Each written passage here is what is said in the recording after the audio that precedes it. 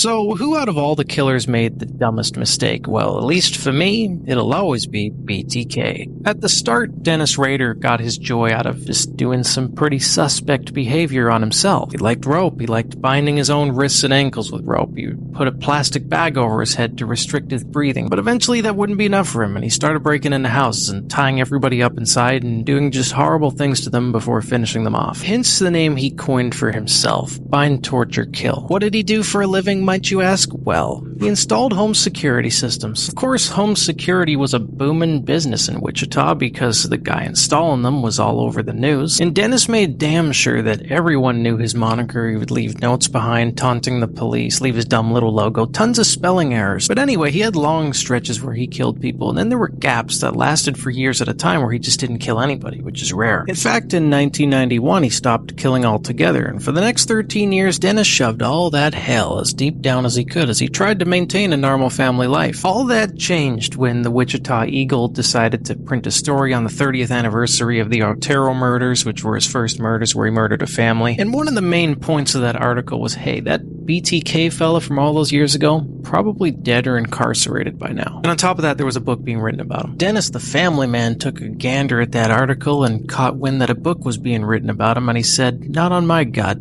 watch. So just to let the world know that BTK was still very much alive, he sent the Wichita Eagle a driver's license and some really disturbing photos of a woman that he had murdered back in 1986. He started writing letters to the police again and started to develop what he thought was almost like a partnership with cops, where they were just so honored to be working with the great BTK and just appreciative that he was feeding them little details in some of these cases. Well, one day, good old Dennis the Menace thought it'd be a real good idea to ask the investigator he was communicating with, could you guys by chance trace a floppy disk? And the cops were like, no.